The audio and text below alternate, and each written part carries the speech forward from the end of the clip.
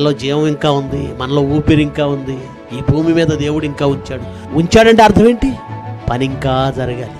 మనం పుట్టిందే దేవుని పని కోసం, అనేక మందిలో ఈ స్ఫూర్తి రగిలించటం కోసం. సంతోషమైన, పండగైన, ఉత్సవమైన, పెళ్ళైన, పబ్బమైన, సభలో వాక్యం మాత్రమే.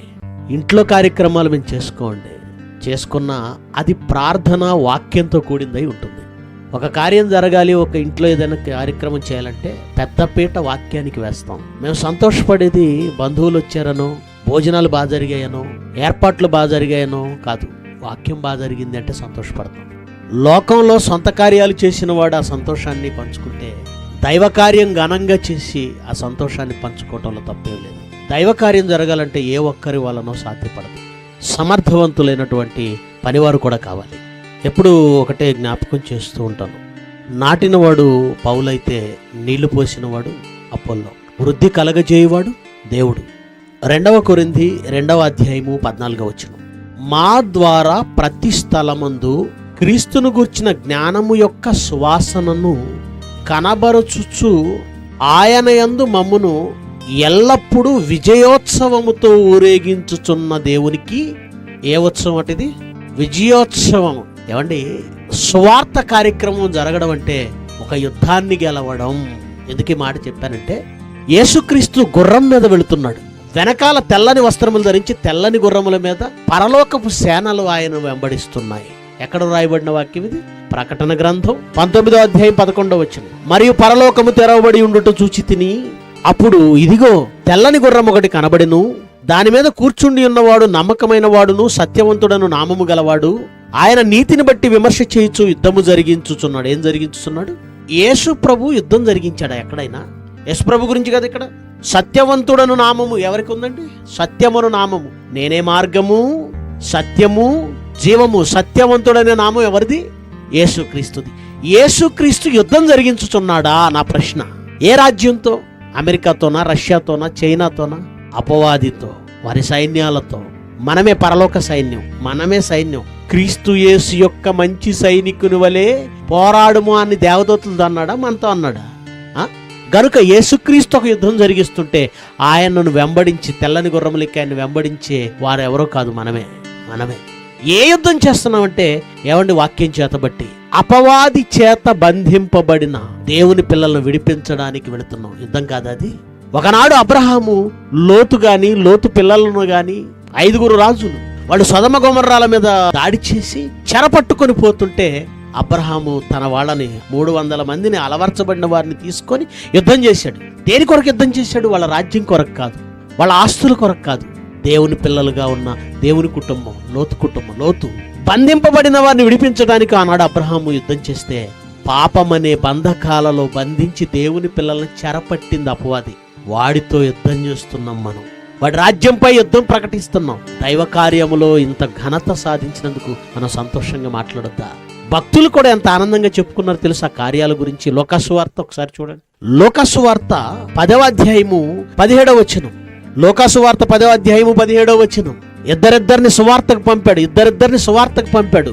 ఆ 70 మంది శిష్యులు సంతోషముగా తిరిగి వచ్చి, సంతోషంగా పనికెళ్ళారు, పని జరిగించారు, సంతోషంగా వచ్చి తమ వలన జరిగిన కార్యముల గురించి ఆనందంగా చెప్పుకుంటున్నారు. పొలానికి వెళ్ళిన వాడే పొలంలో పని సక్సెస్ అయితే కథలుగా చెప్తుంటాడు. ఇలా జరిగింది, అలా జరిగింది. ఇద్దరు తాపీ వాళ్ళు కలిశారు అనుకోండి, వాళ్ళిద్దరి మధ్య ఎక్కువ మాటలు ఏముంటాయి తెలుసా? నేను ఈ డిజైన్ చేశాను, మేము ఆ ఇల్లు కట్టాము. ఎక్కడికి వెళ్ళినా ఈ తాపీ వాళ్ళ టాపిక్ అంతా తాపీల మీదే ఉంటుంది. అంటే వాళ్ళ పనిలో వాళ్ళకి ఆనందం, దాని గురించే మాట్లాడతారు. ఒక కూలివాడు దాని గురించే మాట్లాడతాడు. బాగా పని చేశాడు అనుకోండి, బాగా సక్సెస్ అయ్యాడు అనుకోండి, ఆనందంగా చెప్పుకుంటాడు. ఒక రైతు అంతే. మరి మనం ఎవరి పని వాళ్ళం? ఆ దేవుని పని సక్సెస్ అయినప్పుడు మాట్లాడొద్దా? వాళ్ళు కూడా ఇద్దరిద్దరుగా వెళ్ళి దయ్యాలను వెళ్ళగొట్టి సువార్త ప్రకటించి చేసిన పని ఏమండి, వాళ్ళకి అప్పగించబడిన పని సక్సెస్ అయింది. ఆనందంగా వచ్చి ప్రభుతో ఆనందంగా చెప్తున్నారు, దయ్యములు కూడా మాకు నీ నామమున లోబడుచున్నవి. ఆనందపడిపోతున్నారు. పౌలుని, బర్నబాని సువార్తకు పంపించాడు పరిశుద్ధాత్ముడు. సంఘమంతా పంపారు. అలా వెళ్ళి తిరిగి వచ్చిన వాళ్ళు ఏం మాట్లాడుతున్నారో అపోస్తుల కార్యాలు చూడండి. వాళ్ళు ఏం మాట్లాడుతున్నారో చూడండి. 14వ అధ్యాయం, అపోస్తుల కార్యాలు 14వ అధ్యాయము 26వ వచనం నుంచి. అక్కడ నుండి ఓడ ఎక్కి తాము నెరవేర్చిన పని నిమిత్తము దేవుని కృపకు అప్పగింపబడిన వారై మొదట బయలుదేరిన అంతియొక్కకు తిరిగి వచ్చిరి. మొదటి ప్రయాణం సువార్తకు వెళ్ళారు. తిరిగి ఎక్కడి నుంచి బయలుదేరారు? అక్కడికి వచ్చేసారు, సంఘానికి వచ్చేసారు.